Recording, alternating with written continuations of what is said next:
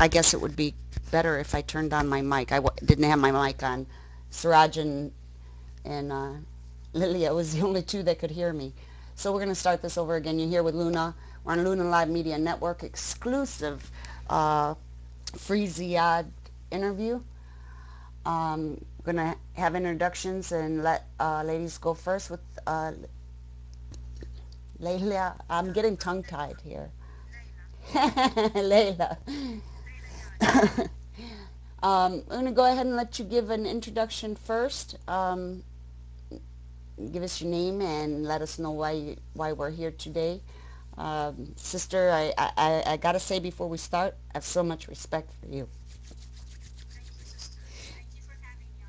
Yes, it's going to be a very emotional interview for me, so if I just kind of cut out and don't say nothing, both of you got to save my back because Ziyad is a very touching subject to me and has touched my heart really bad, and we will he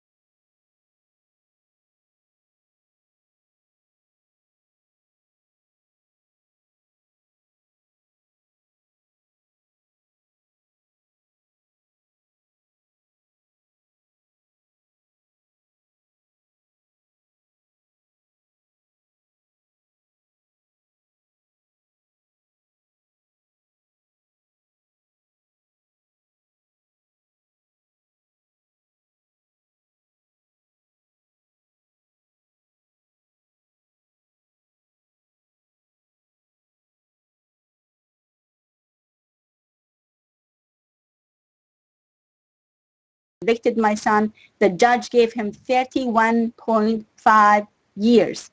And since she could not say, oh, okay, I'm putting him in jail because he is plotting with other people, because since the boy who took the plea deal said he's not conspiring with him, she said that my son was going to Jordan, which is a very peaceful country, to act on his own and recruit people for terrorism, so he can come back, I guess, to United States or somewhere and do something, which is crazy.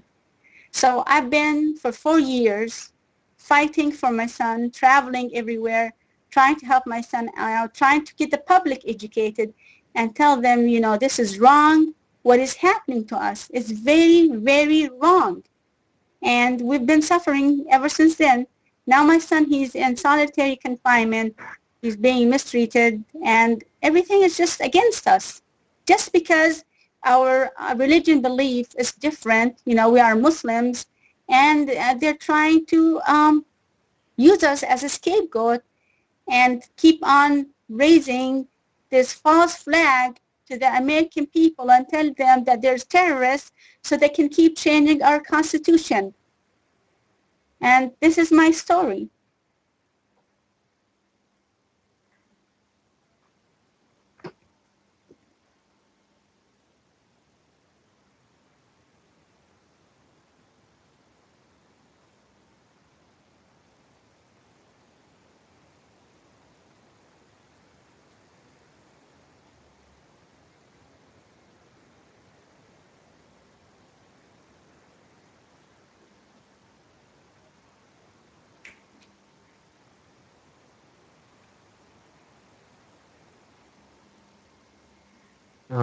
My name is Siraj Davis. I'm a human rights activist, teacher, journalist, and author. Yeah, I've worked with Sister Laila for a long time on this case. It's taken a large part of my life and a large part of my effort. I'll continue to work with her on this until her son is free.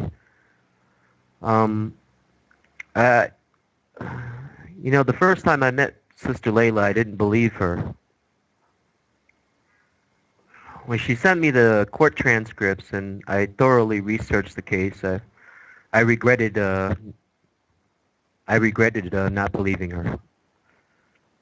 And I'm 100% convinced that her son is innocent.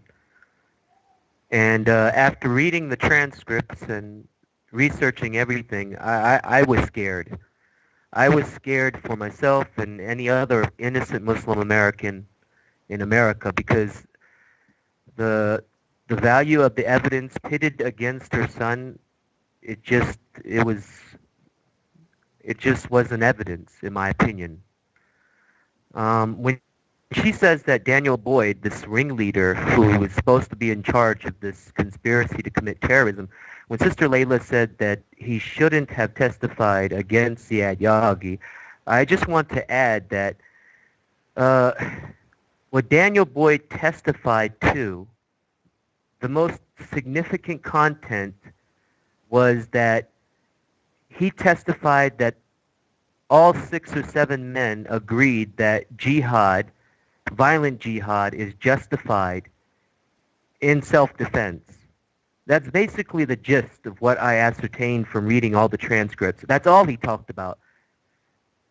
He didn't testify that Ziyad Yaghi agreed to commit violent jihad. He didn't testify that they had a plan or conspiracy. All he testified was that he believed that others he spoke to understood his position and stance that violent jihad was justified in self-defense. And then, like Sister Laila just said herself, he also turned state's evidence, and he testified that Brother Ziyad Yaghi had nothing to do with any conspiracy. Him and his son both turned state's evidence and testified to this fact. What we have here is, when you look at the news articles by the mainstream, what the mainstream media hasn't shown is what the prosecution did was take all of the evidence against Daniel Boyd and claim that the evidence proved all seven were guilty, or that all the evidence on Daniel Boyd was the evidence also against the other six individuals. That's something the mainstream media did not distinguish to the audience, that the majority of the evidence was against Daniel Boyd, but they used it under the term conspiracy against the other six gentlemen that were also accused, because the evidence against Ziyad Yaghi is just farcical. It's non-existent. It's tenuous at best. I couldn't imagine how anybody could be prosecuted under such, I mean, just ridiculous claims and exaggerations. And, the American public is always afraid of the word terrorism, and we want to stay away from that word terrorism. But the unfortunate truth behind it is innocent people are being destroyed. And the families and friends of those innocent people are also hurting too. And the American people don't understand that. There's psychological trauma. There's physical symptoms. You can't you can't attenuate that. You have to directly admit that, and you have to do something about it. You cannot claim to be a person or a country of peace and democracy and equal rights when such injustice exists. I don't care what country you are. There's no way you can do that. And I don't care if you keep the numbers of victims low. It still, in my book, means that you're not a country or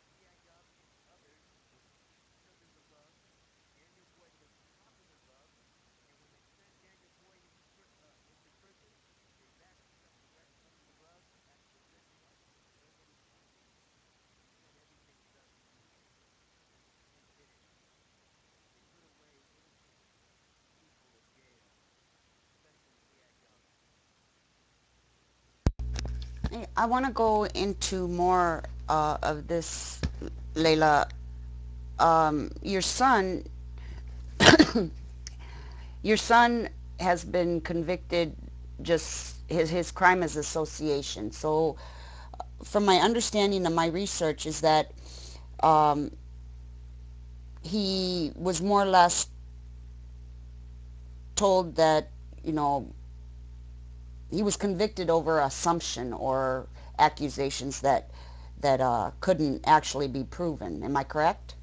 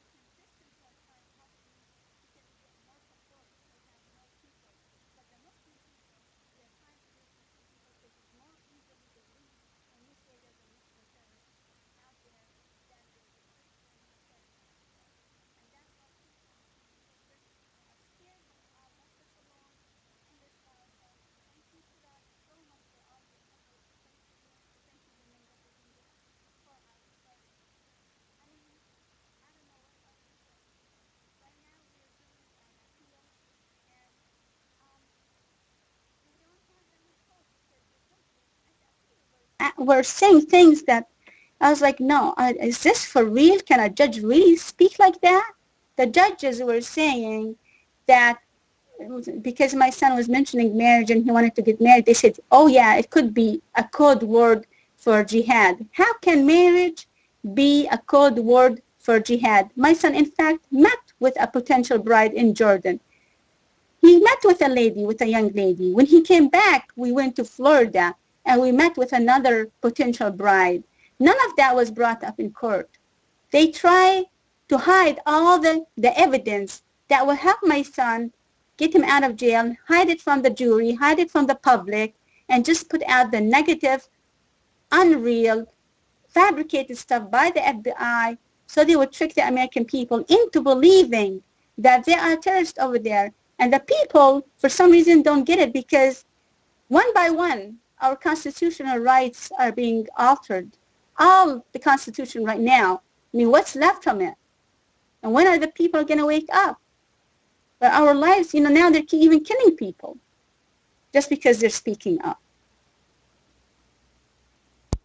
Okay, so what I'm getting out of this is that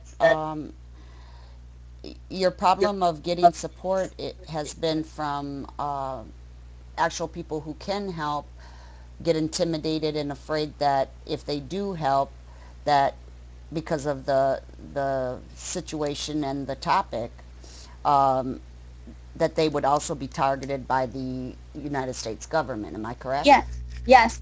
Some of them get deported.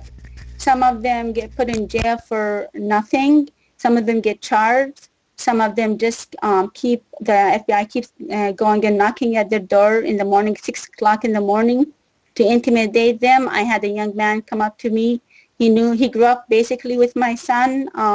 He told me, I'm sorry for that. I cannot even write your son because the FBI keeps knocking on my door. And, basically, these are, some of these people are immigrants. I'm not an immigrant. I was born here. And so was my mom. And, and all her ancestors were born in America.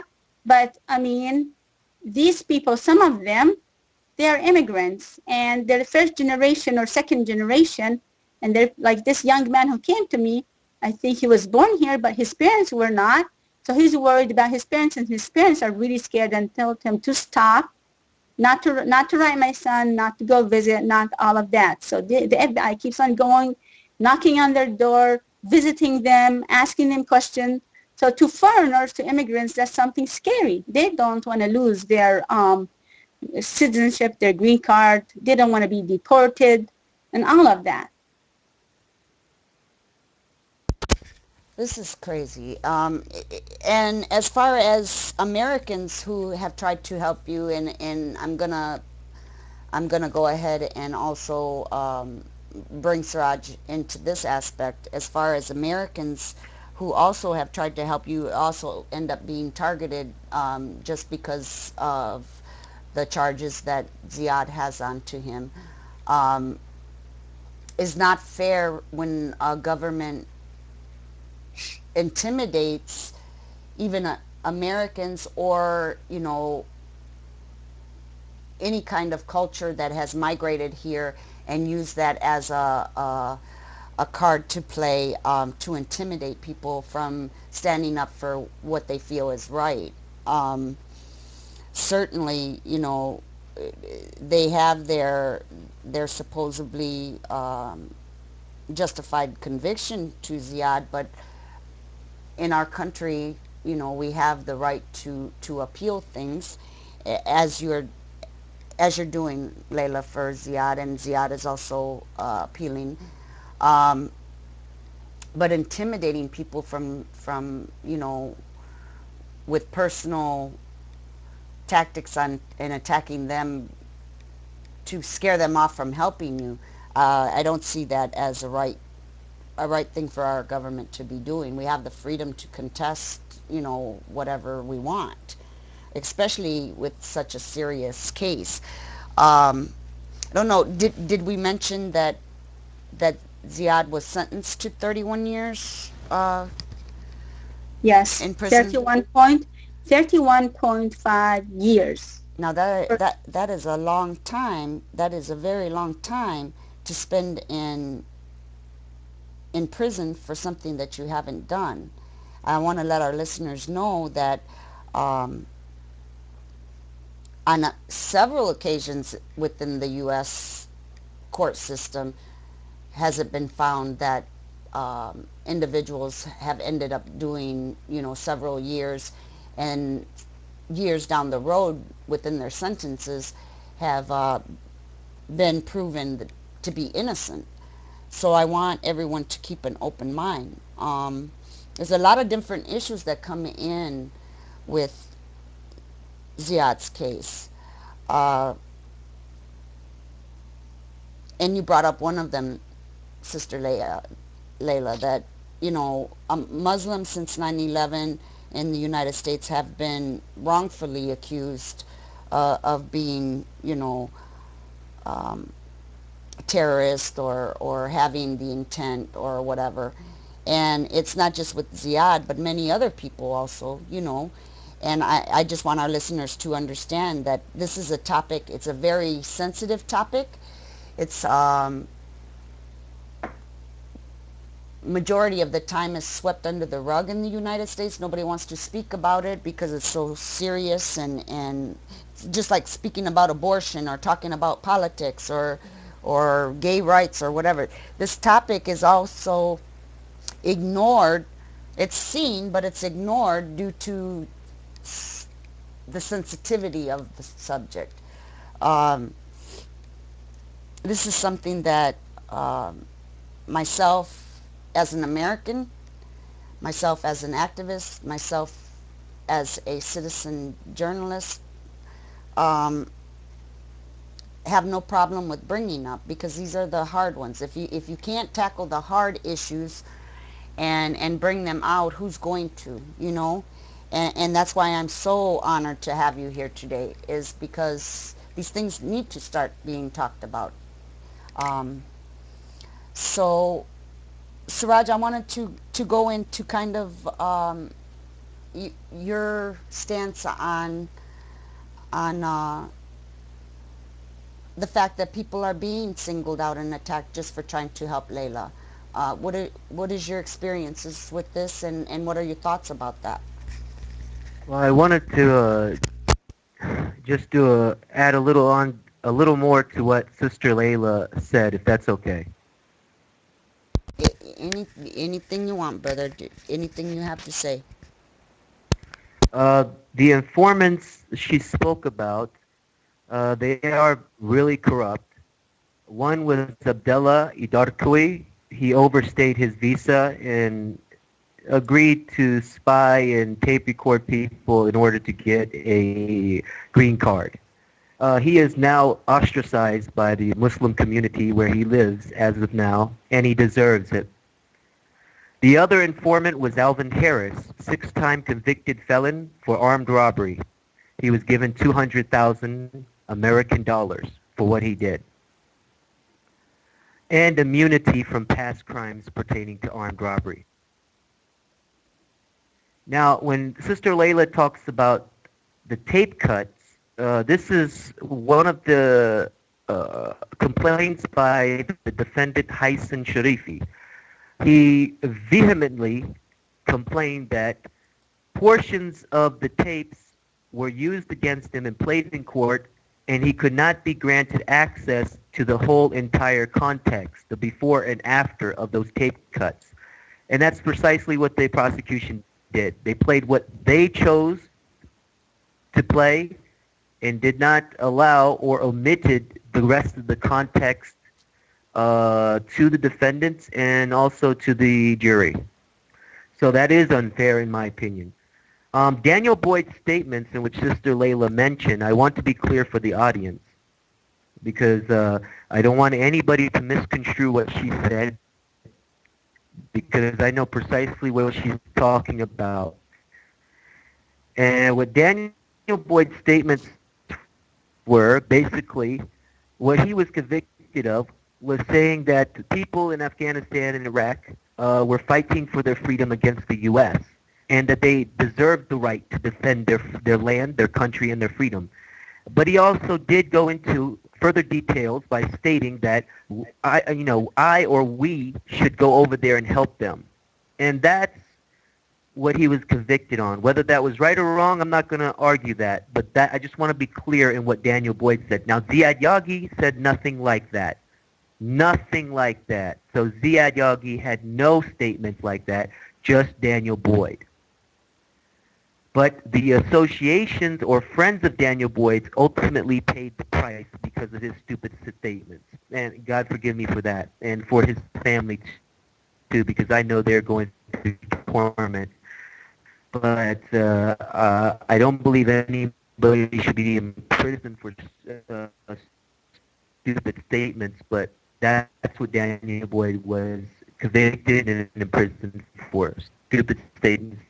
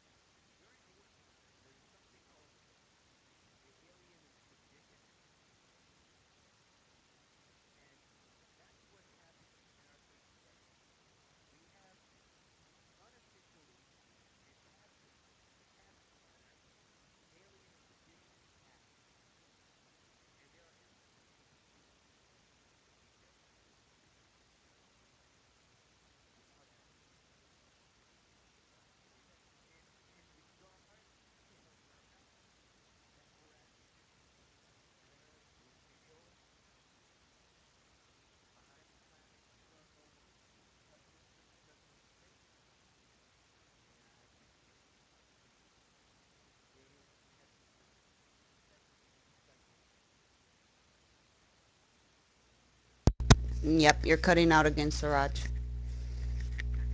There we go. You're back.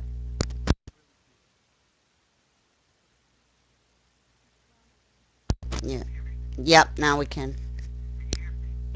Yep, we can hear you again. Again, tell us how it's affected you personally. Yes, we can hear you. He's gone. Uh, He's gone again. Siraj, I said because it affected me. Yes, hello? Yep. Hello? Yep, you're back. Can you hear me? Yep. In regards to myself, in regards to myself, I was a victim just as well as Sister Layla, and it has screwed me up. I can't maintain relationships. I can't trust anyone, and I can't sleep at night. Uh, there are many people that can tell you this is true about me. And everywhere I turn, I don't find understanding. I find criticism. And it's a really lonely feeling. And it's even worse when you try your best to not be this way, but there's nothing you can do. Or at least nothing I can do. So I feel like I'm trapped in my own little world, and no one can really understand the pain and the hurt, except for people like Sister Layla, people that have been victimized. Because me and Sister Layla can sit down and have a conversation, and we both understand that what happened to us cannot be repaired, and now we're just fighting for justice. We're not even asking for financial compensation. We're just asking for justice. Uh, Maurice Saleh Khan, he's a human rights activist, and I think he's in New York. I met him one time. His name is Maurice Saleh Khan, and he told me about how he attended the court trial of Ziyad Yaghi, and immediately afterwards he was harassed by the FBI. Um, Maury is an inspiration to me.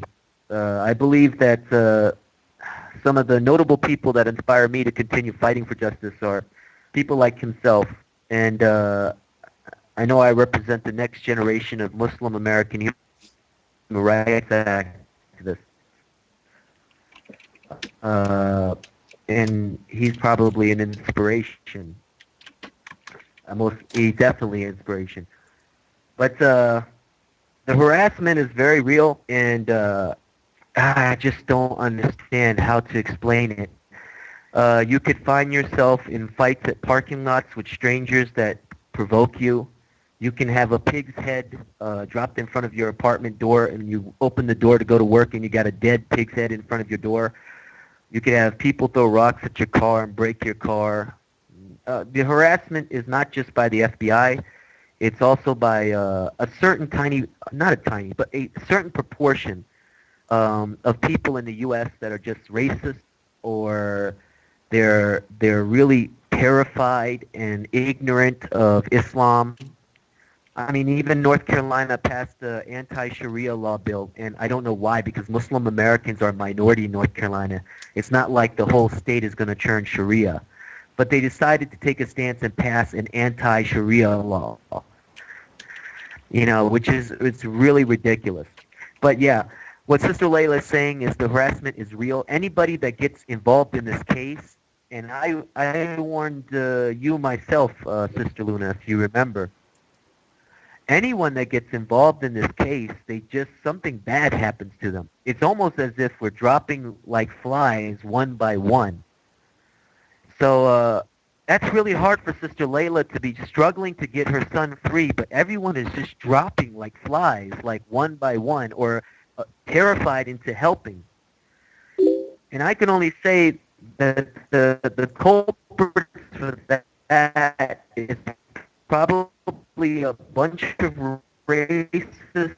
It's a combination or conglomeration of racists in America.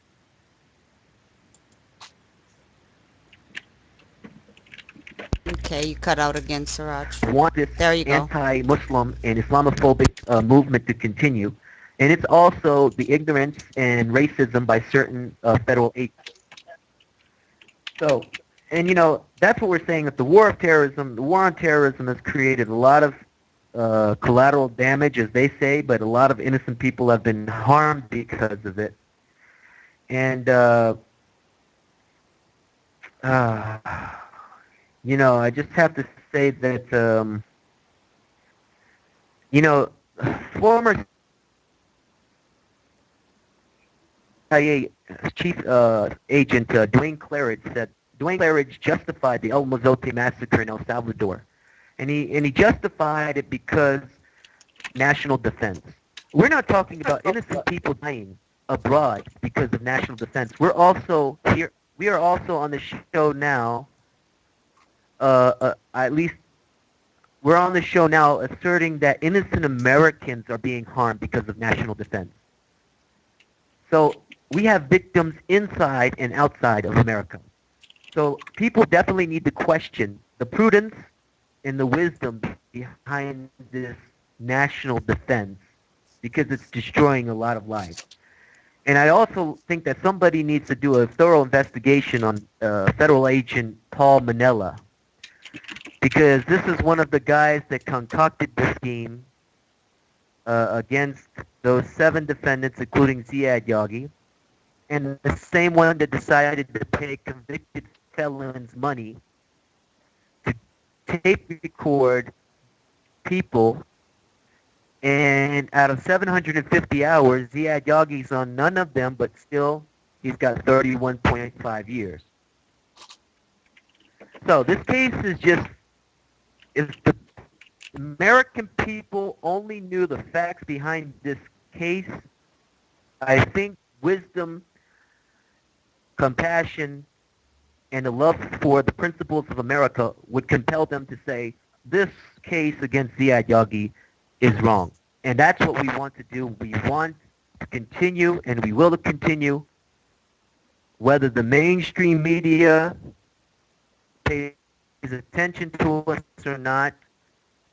We're engaged in a nasty fight, and Sister Laila and I don't want to fight. We don't want to fight. But we have no chance, no choice.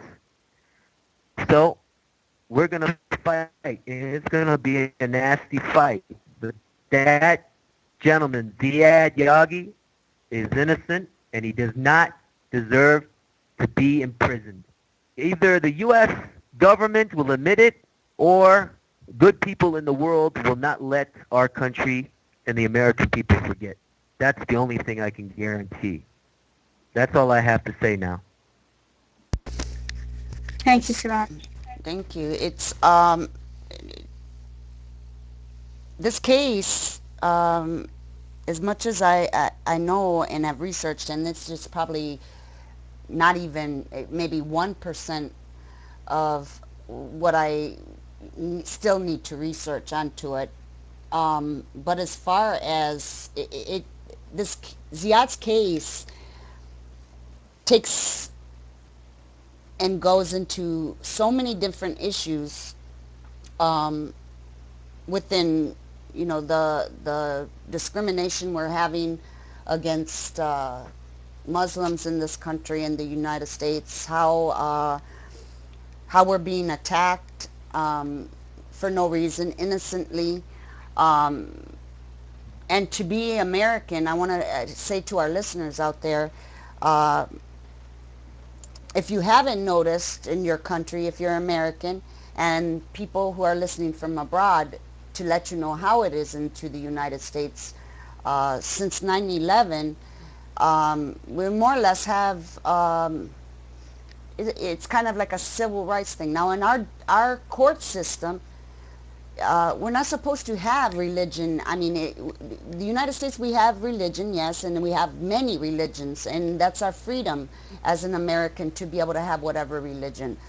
Since 9/11, that has kind of made it a twist, and it puts it as like a civil rights kind of thing, because you can be, atheist, or you can be Christian, or you can be uh, Catholic, any kind of domination from Christians. But um, the discrimination of Muslims within the United States is getting worse, and by our government leading in this discrimination and this brainwashing of Americans that Muslims are bad, and every Muslim that lives on the planet Earth is responsible for 9/11 kind of bullshit. Sorry, but that's the way I bring it. I'm not going to sugarcoat it, and it really angers me is because uh, in the United States now, because we already have a racial problem that a lot of people don't like to speak about, discrimination and racist kind of people. This problem with being Muslim has kind of turned into that kind of thing. When you say Muslim in the United States, people automatically think of Arabic people or the Middle East. They don't comprehend the fact that Muslim is from any race, culture, country, including the United States. It's not a, it's not a culture. It's a religion, and we have that right as Americans to have that religion. And the way things are right now in the United States, you're criticized and verbally and physically and mentally lynched in some cases. My personal experiences of having death threats and things of that by Americans for being Muslim myself, um, with little things like, and on top of that, I'm American. My culture is Mexican. I'm half white. Um, so I've had this kind of discrimination in my life, all my life. Um, and it's damned if you do and damned if you don't. Personally, my personal experiences with this and being American is that my my my mother is white, my father is Mexican. So I've always been either called spick, beaner, taco bender, wetback, or a cracker from my Mexican side. You don't know enough Spanish to now being Muslim. Oh, automatically you and yours are a terrorist, and very, very insulting insults, even to death threats. And later down the line, on this media network, we will also have um, some segments and broadcast about that issue.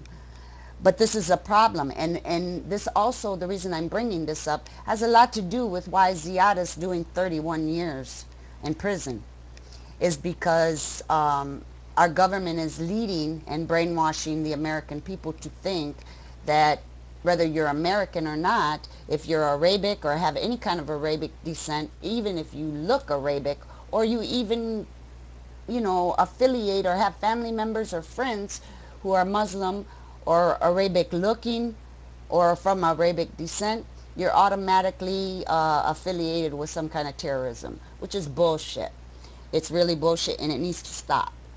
Um, it's a modern 2000, ever since 2000 and ever since the 9/11 happened, it's been a problem, and it's beginning to be a new kind of discrimination, but involving religion and being discriminated against. Religion is not even supposed to be within a political party, because whoever leads has to lead everybody, no, regardless of what religion you are. So I'm kind of confused on why, for all these years, that it's being let go. And not enough Americans are standing up to really say it. They're just being brainwashed and going along with the government and what they're saying. You know, if you're Muslim, then you had something to do with 9/11, and you're not worth a shit. Well, that's bull. And as a Muslim, I am a new convert to Muslim, being Muslim, but I didn't tolerate it when I wasn't Muslim, and I'm sure in the hell not going to tolerate it now. Um, I want to bring up the fact, uh, about the corruption in our court system. Nobody wants to talk about it. Everybody wants to be shh, shh, don't say nothing. Well, I've talked to Layla about this, and she also has, because her son, I don't know, eh, not to bring out all my personal stuff, but I've lost a son, a baby. I've lost a child, and that's about the worst feeling. I don't care where you live, where you're from, that you can have. Um, I lost my son as he was a baby. I cannot even fathom to put myself into Sister Layla's shoes. I can't. And her anger is my anger for many reasons. So, Sister Layla, I'm going to go ahead and let you speak to us about your thoughts on the corruption in the court system. What are your feelings about this? Um, and give us your aspect. Just say what you have to say. Don't sugarcoat it. Put it. Go ahead and put it out there, sister. Go ahead. Yes, I think people learn a lot after their loved ones become incarcerated. They learn a lot about the political system, the legal system, and so many other stuff. I learned about the prison industrial complex. Now, before they freed the slaves, they used the African Americans as slaves. And then that was, happening um, where everybody knew what's going on. But now they're using a system people, and that is in the prison industrial system. They use it, they hide it, they mass incarcerate people. They use them to work for these large corporations, and where they pay them $1 a day. So these corporations are benefiting from these imprisoned people. And how can they keep it quiet? It's because they go to the minorities. Okay, now we know that if a white person committed a crime just as a black person committed a crime, that the black person most likely is going to be the one who is put in jail while the white person is not. Okay, because there's less support for minorities from everybody, from their own even family, from their own community, from everywhere, from their white friends and on and on. But I learned a lot from my son being in jail. I learned first when the judge sentenced him to the 31.5 years, she also fined him $8,000. She fined him $8,000. Now, if people have loved ones in jail, they would know that the last meal usually is at 4 o'clock. So that means from 4 o'clock and up, these young men who, need 2,000 calories or so, or at least 1,000 calories for them to be able to survive and grow because they're young, they have to buy commissary. So instead of like a Mars bar being for $1, it's going to be like $1.50 or $2. So all these corporations are making big time money off of these incarcerated people. Now, if I send my son money, if I send him over $20, that money, they're going to take it out from my son and pay the court by force, because we owe for some reason $8,000, instead of them telling us sorry for putting your son in jail one day, he shouldn't have been there, let alone 4 years, and also finding us $8,000. They should take my son out of jail and compensate us $80 million.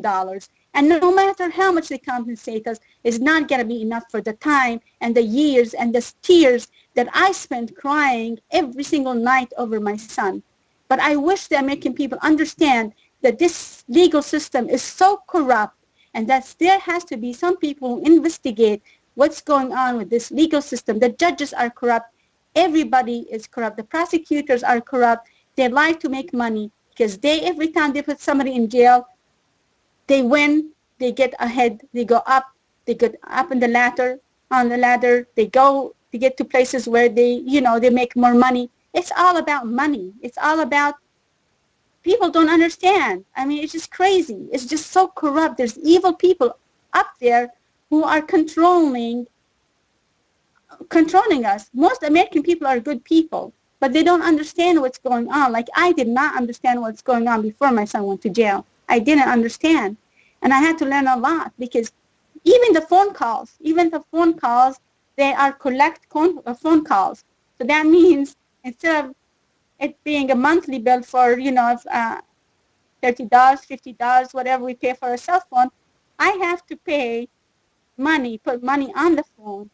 So every time he calls me, which would be like $20, $30 that I put on the phone, and if after a few days, then I have to put another more money and so on and so on. But now he's in the SHU, he's in solitary confinement, so he only can call me once a month. But this is how they make money off of people. This is how this corrupt system makes money off of people. The judges made so much money, the prosecutors made money, the jails are making so much money, and the corporations, because they have these people enslaved, in jail working for $1 a day. Wow, who can, this is good for them, isn't it? Yeah, that's what I was going to ask you too. We were speaking about. I want to let the listeners know that you know the, Ziyad is in a private prison. Now, I've never heard of a private prison. I've never heard of a private prison to where he has to pay to be in prison. Now, when he was arrested and before his conviction, had a court-appointed attorney who and I'm gonna let you tell this story, Laila, about tell us a little bit about his first court-appointed attorney. His first attorney, when he went to Jordan and found out that yes, in fact, my son was about to marry this young lady. He visited with my son's uncle and talked to him and with our relatives in Jordan and found out, yes, my son was over there to visit family members and get married. He came back. He had applied for an appellate judge or something. He won. He just dropped my son like nothing. He gave my son's case to another lawyer, which was also an appointed lawyer. This appointed lawyer basically made my son sink. Okay, he did not put any effort into this case. He was mostly like a male chauvinist. I would go up to talk to him. He would talk down to me because I'm a woman. Number one. Number two, I'm a Muslim woman, so he did not like me approaching him and talking to him. So then, of course, he did not put that much effort, so we lost the case, and not only because of him, because of the jury, who are all, from New Bern, North Carolina. That's where the trial was held. And they're all also from the South, and they really don't probably know Muslim people. Most of them were in the military or had family members in the military. So due to that, we lost the trial. But now we have a private lawyer, and he's working to get my son out of jail. But it's very hard once you're convicted to win the appeal, especially in federal cases like this, in terrorist cases. The chances like 1%. I drove to Virginia. It was about September 17th, around that time, 2 months ago or a month and a half ago. And I was in the court listening to the argument that my son's lawyer put up there. It wasn't a good argument, but there's things he couldn't mention because of the ex-lawyer didn't mention at the trial, so it's complicated the way the law system works. So he couldn't mention some of the stuff, but he couldn't mention that my son, there's proof that my son went over there to get married. But, one of the judges said, well, marriage could be a code word for jihad. And didn't seem that he was really convinced that my son went up there to get married and to visit family members for some reason. So I came back from court very, very down. And then I realized, what, this is such a corrupt system. How can, these people are there for the money. They're there to keep their jobs. How can I battle? How can I battle all of this corrupt system? How? By myself, I cannot. This is it's unfortunate that they set you up. My personal opinion Uh-huh. is that the court system set you and Ziyad up from the start. You know, um, I don't know if it's been brought up yet, but we're going to let the listeners know. I'm going to ask you, Layla. Um, what was the? How long did Ziyad know the people that he was accused of being affiliated with? First of all, some of the people, some of his co-defendants, he didn't even know them. He didn't even know them. So they cannot be conspiring with each other if they don't even know each other. And the ringleader, my son, did not know him that well. He spoke to him a few times, maybe, I would say, you know, because first of all, my son lived a little bit in New York, upstate New York with his father. He lived in Texas with his uncle. Um, then he came back and he lived with me at 18. And we didn't really know Boyd. I didn't even know Boyd until the case, I guess, or something. That's when I started knowing them more, or maybe a little bit before the case when we started being harassed by the FBI. Yes, a little bit before court. I saw his wife probably one time and saw the guy probably two times. So my son probably saw him twice, I would say. Spoke to him maybe over the phone a few times. That's about it. But the FBI and the prosecutors and all of that magnified everything times 100. They magnified everything. Wow. I'm I'm going to just take a little small um, I'm going to distract off. I need to say something, Layla, and Uh-huh. it has to do with uh, a few interviews we've done here on Luna Live Media Network. Okay. Um,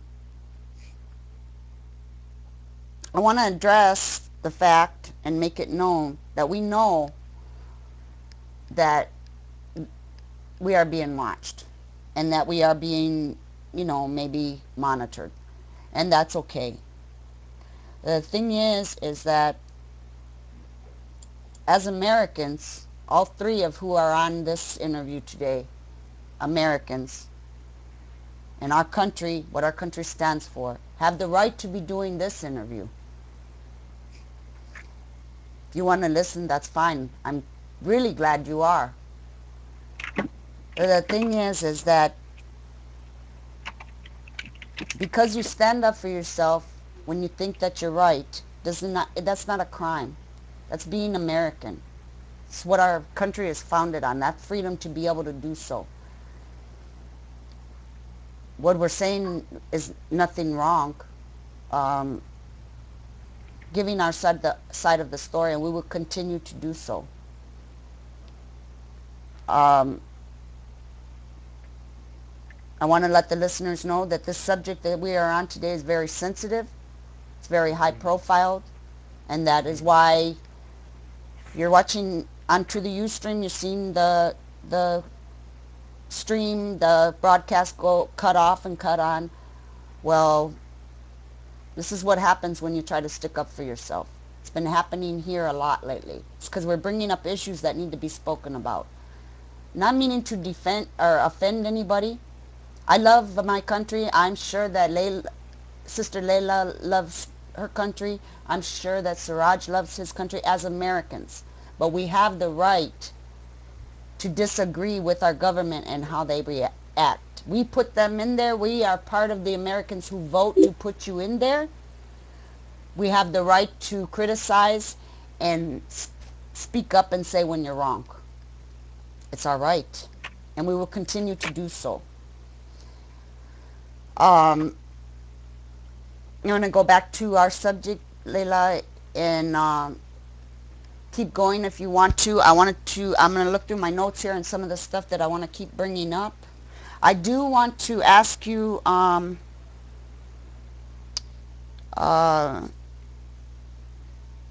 about past speakings that you've done.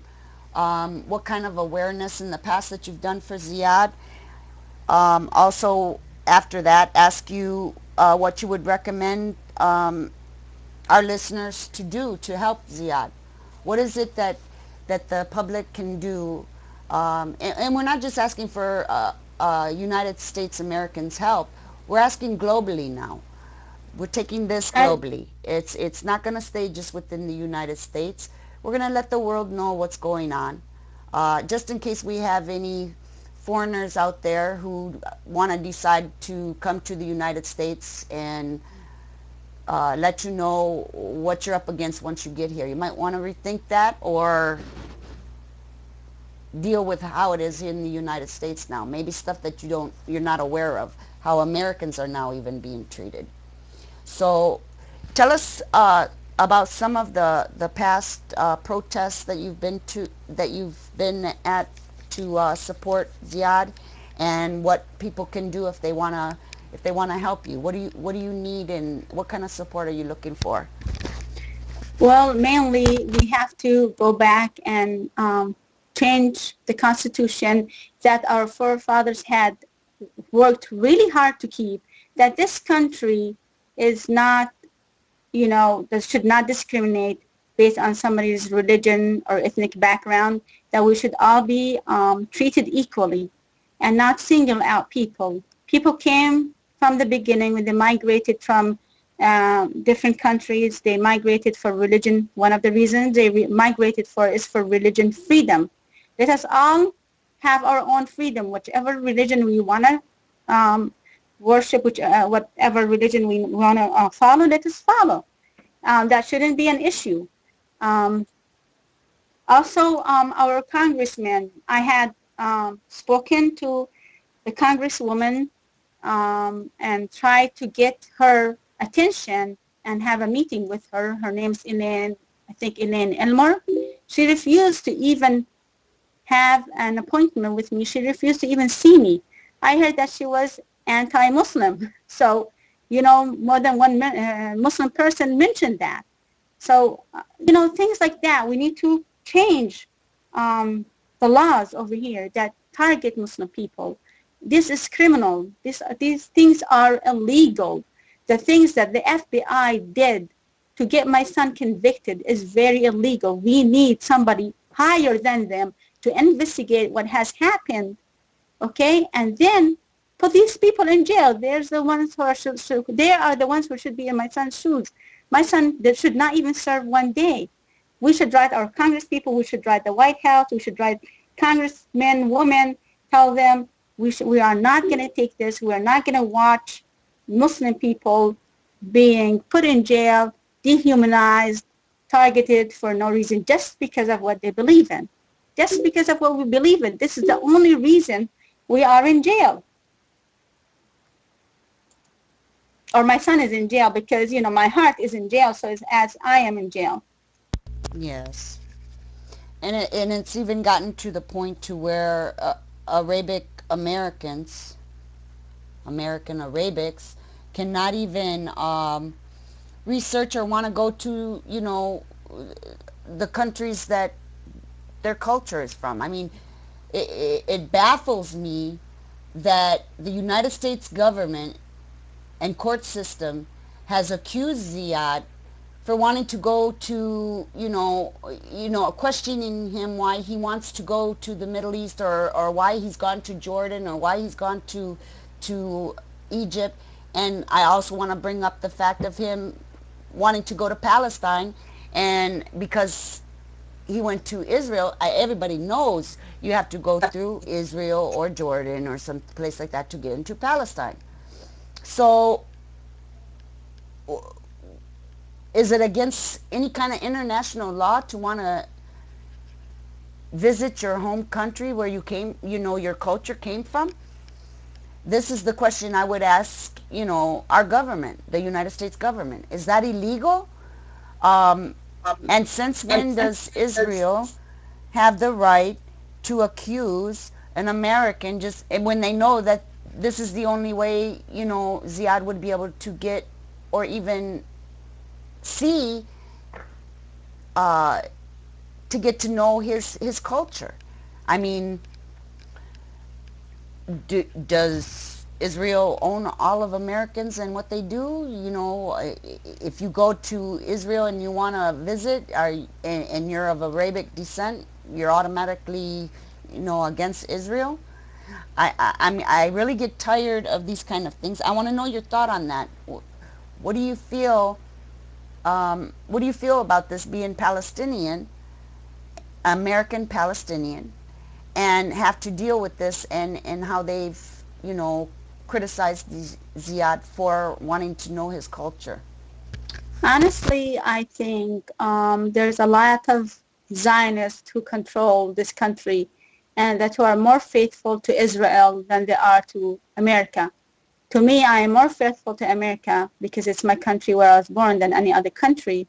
And I would defend this country if something happens to it.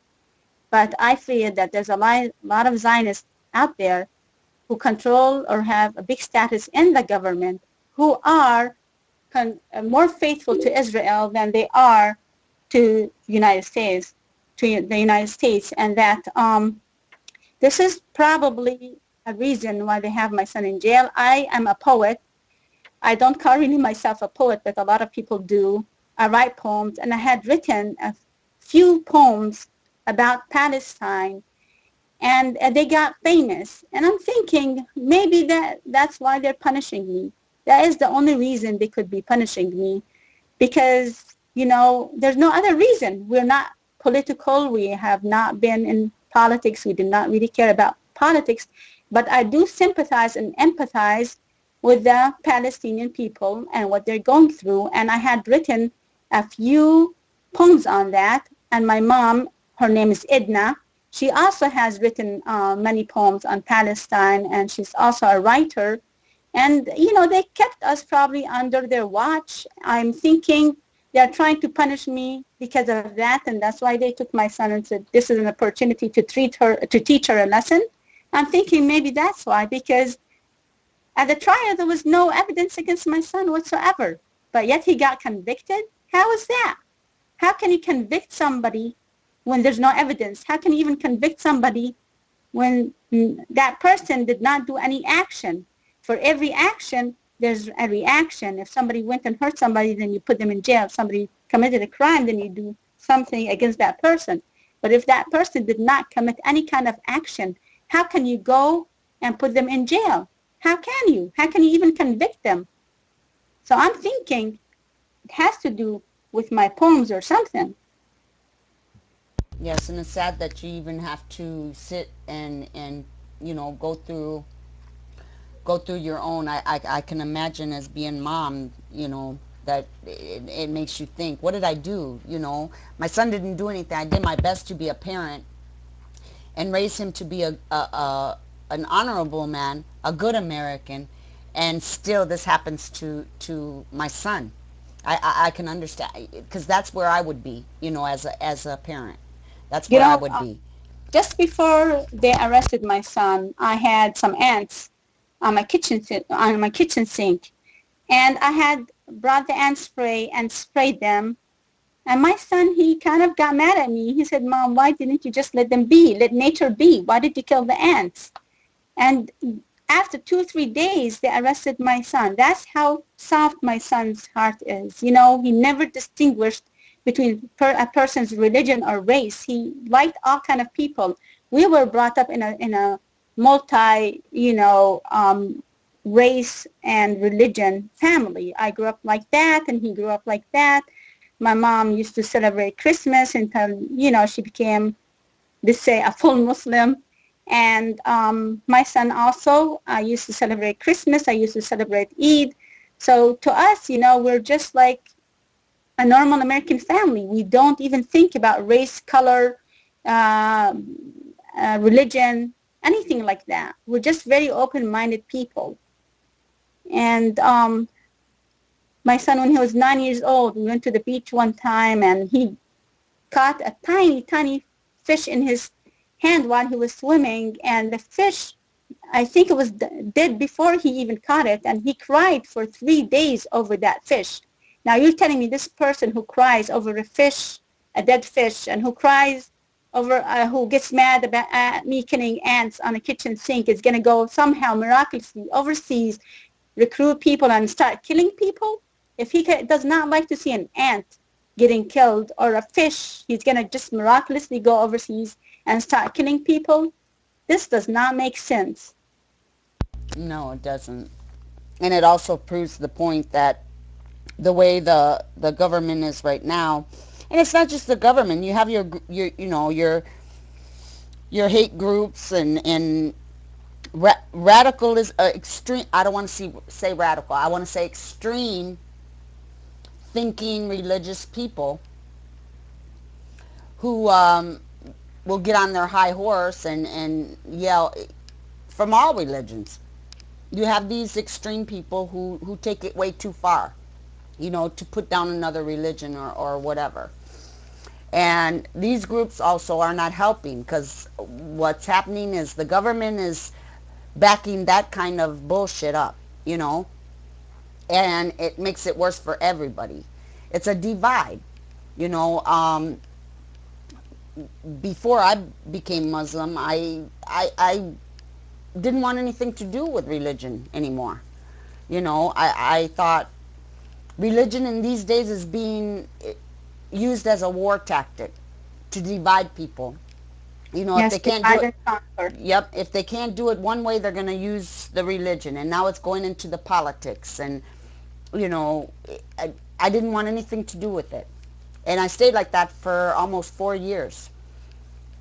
I said, I put myself, I believe in God, and I'm going to have he gives me free will, so I'm going to have my free will not to have any religion at all, so I can love all religions.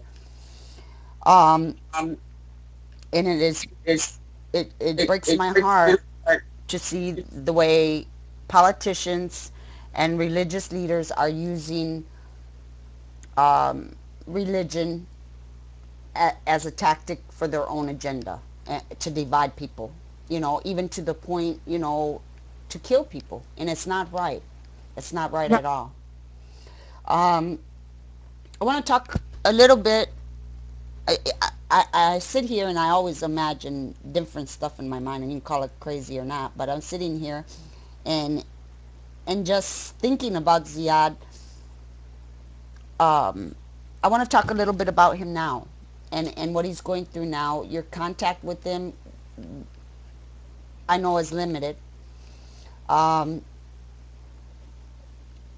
I want you to let the listeners know about his condition right now, where he's at um, in prison.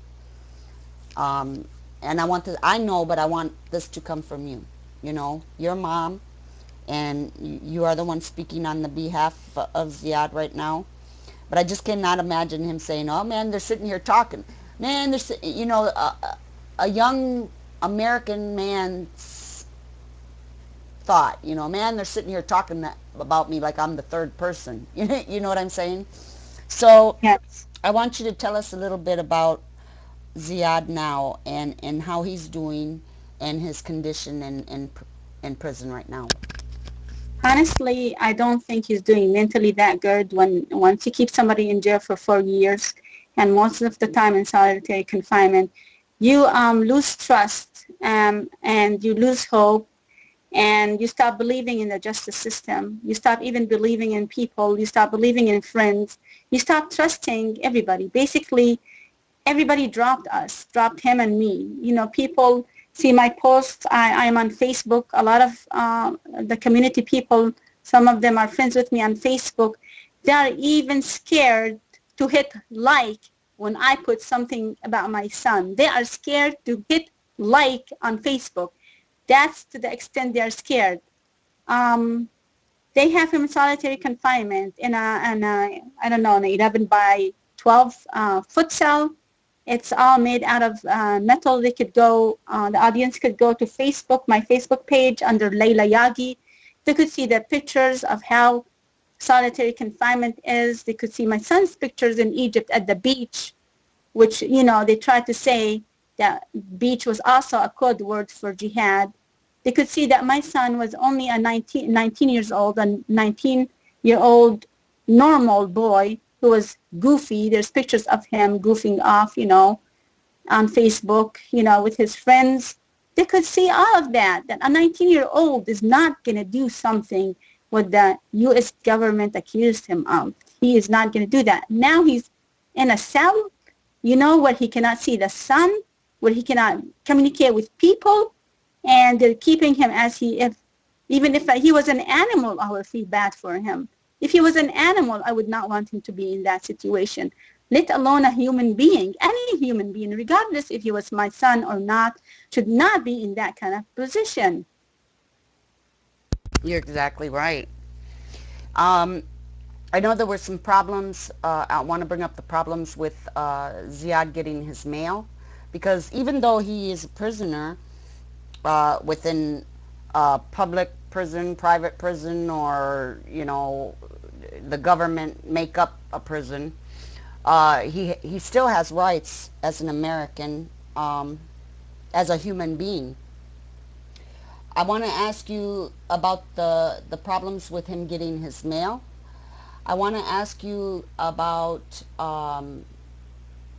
the fact that if he gets, he has to have commissary, and about the charging him, this $8,000 for whatever they feel they needed to pull out their butt to charge him for. Um, I want to bring up these kind of things. Want to bring up or have you let the audience know on how they can, if they choose to, write Ziyad, and let him know of support, or ask him himself what's going on, or ask him how he's doing. Um, can you give us all that information? Yes, his address is also on my Facebook, and we have a website for him. It's called www.freeziyadyagi.info. His address is over there. They don't give him the mail all the time, but most of the time they do. Lately, he complained to me that he has not been getting the mail that he was supposed to get. They were messing with him. They tried to intimidate him over there. He's in Coleman, Florida. Um, I wish, people call the senators over there for them to stop this solitary confinement, for them to stop this illegal stuff that they're doing to Muslim people. But yes, that's what they're doing to my son right now. It's hard for him to get letters sometimes. And of course, he feels like he's backstabbed by his country and by his own people. And, you know, he needs encouragement. We need hope. We need people to stand up for us. And the lawyer also even has a hard time to even contact my son. When he tries to have a legal conference with my son, they make it almost impossible for him to have a legal conference with my son. When he goes down there to visit my son, which is also once in a great while because it's very, very expensive, so all of a sudden the jail is on shutdown, and the lawyer can't see my son. The whole jail becomes on shutdown. And I have gone there, traveled. I have to drive 12 hours to get there because I live in Raleigh, North Carolina. And also, one time the jail was on shutdown and I could not visit my son. So, they do all of these things, to just hurt us more than we're already hurt. Yes. So I want to let the listeners know that there is a Facebook support page, also a website. Luna Live Media Network also has a free Ziyad support page. You can get information off of there.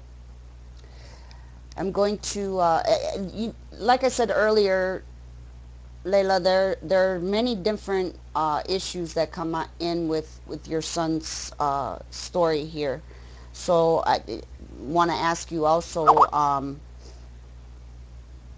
I want to ask you also about, uh, I got distracted. And I ask you also about if we need you to come back on different issues, if you'd be willing to come back and speak with us some more on, like the treatment of what a Muslim goes through in the United States and stuff like Yes, this. of course, of course. Um, I don't wear the headscarf, but I do have friends who do, and when I'm out with them, I could see their looks, the way they look at my friends, because they're dressed like that. I could see the hate in their eyes. We are a nation that is brainwashed by our media, and if we turn off these TVs and just get off TV and just start going out and talking to these Muslim people and see who they are for real.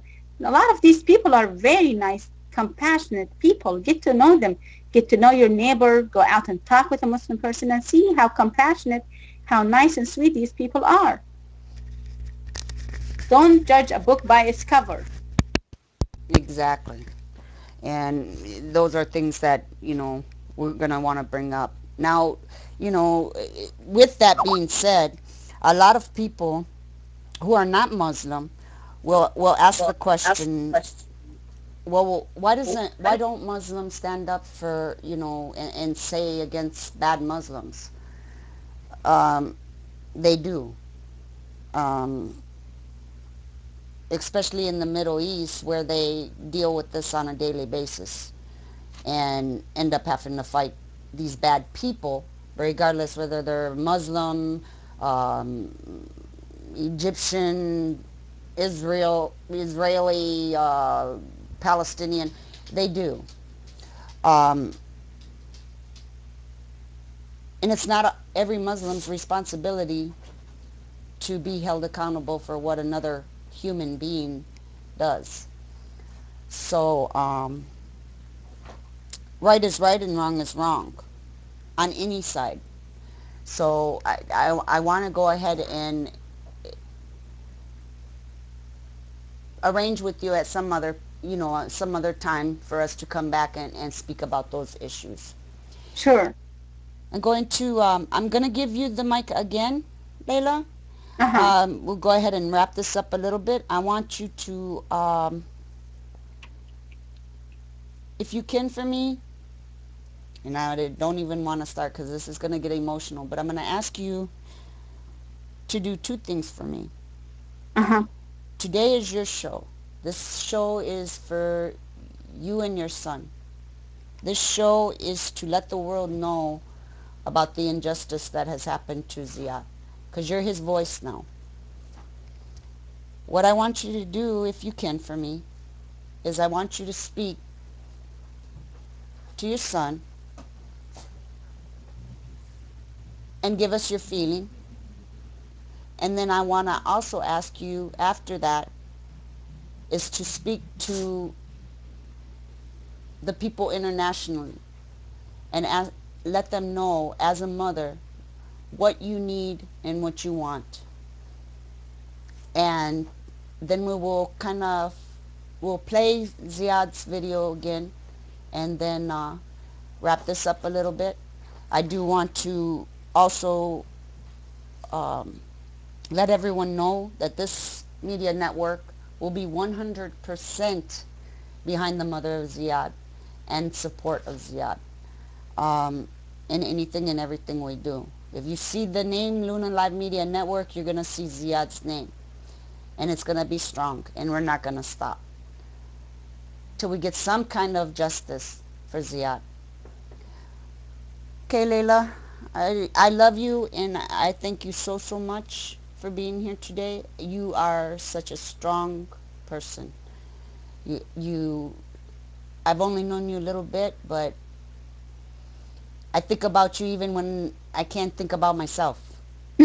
Um, I don't know what else to say, but Allah's gonna gift you. I can feel this. He's with you.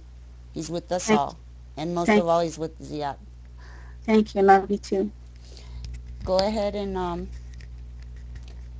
talk to your son, sister, and then let the world know, as a mother, what you need. I want to tell my son that I love him so much. I'm there for him. and I'm not going to stop fighting for him no matter what. I'm there. Even if I'm old and walking on crutches, I'm still going to be there for him. I'm going to do whatever it takes to get him out of jail, to make people aware of what's going on. And I'm going to be there for him. I love him. I think about him every single minute of the day. He is my life. He is my everything to me. I cannot stop thinking of him. This hurts me more than it hurts him probably that he is in jail. His future has been stopped. Our life has been interrupted.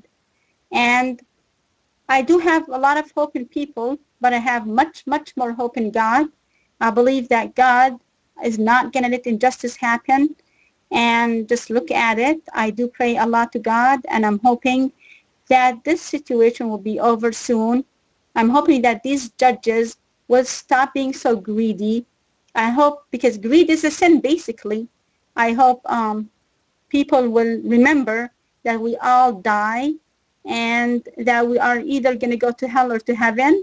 And even if you're atheist and you do not believe in an afterlife, we still have to do something good for each other and for human being as a whole, regardless of their race, religion, or ethnic background. We all should be one. We should all care for each other no matter what, and we should not let greed come in our way. We should not let these judges or this legal system or this corrupt system, because of money or for political reasons, destroy innocent families and ruin their lives for them, interrupt their lives. My son was about to go to college, before they arrested my son. He was about to go to college. If somebody was planning on doing anything, they would not want to go to college. They would not have a two-way ticket back and forth from Jordan back to United States. There would not be a normal kid acting goofy and silly. My son was very goofy and silly. Now you talk to him, oh my God, he has matured. It's sad. It's sad to see a little kid grow up, a young man, a little kid I call because he was 19, goofy, grow up in jail. It's sad to see that. It harms you as a mother that you had lost 4 years of your life with your son next to you. And now all of a sudden, everything is interrupted. He's in jail.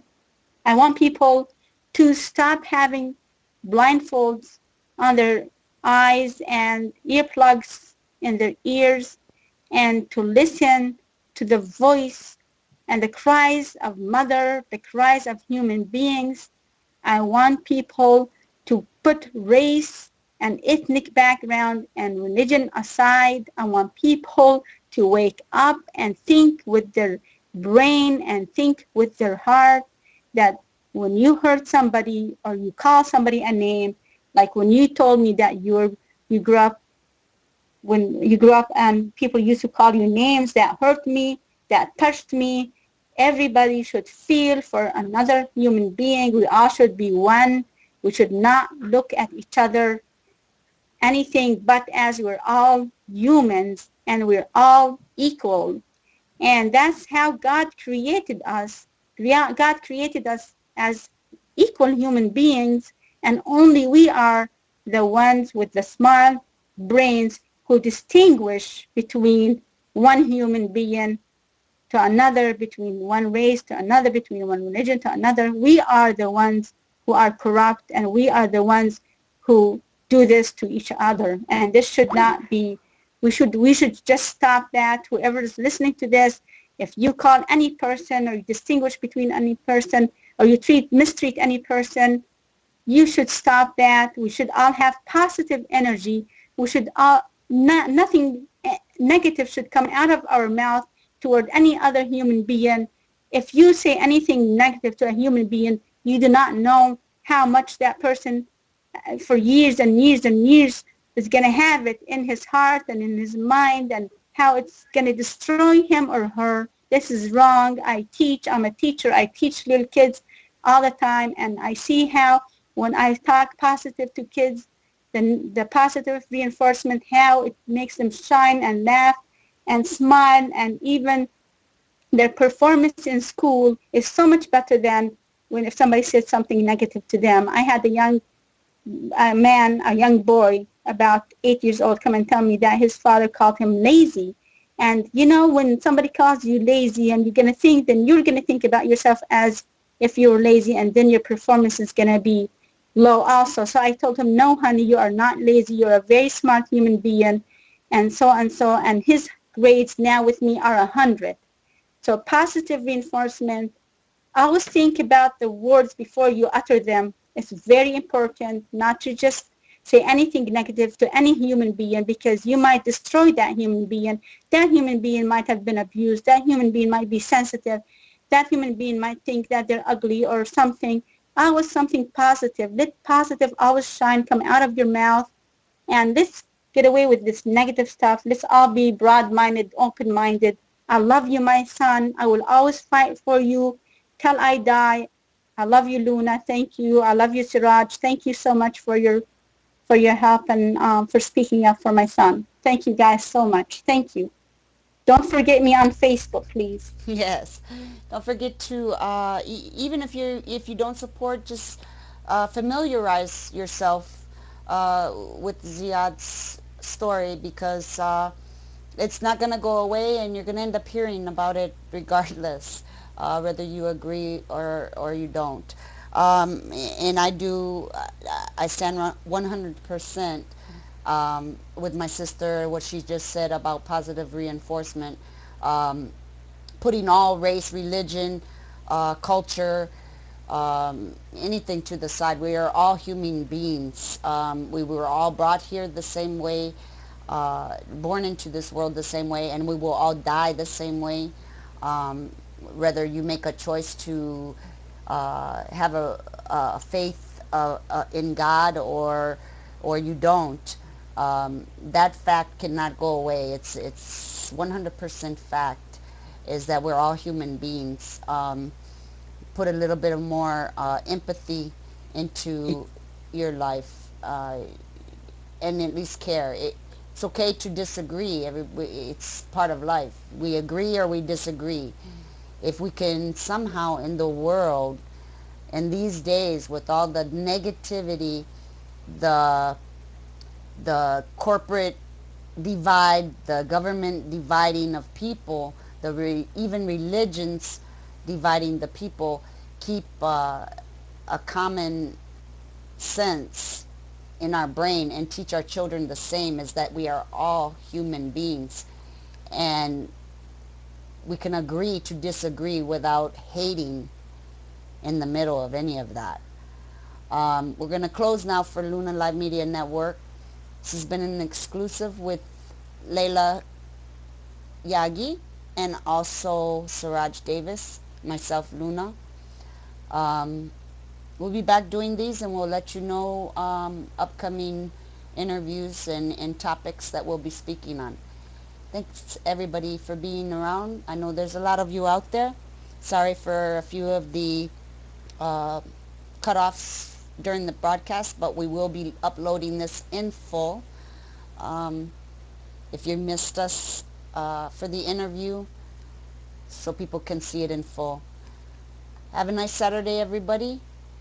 Thank you very, very much. Keep the love and peace in your heart and your life, and God bless you. Thank you. Thank you.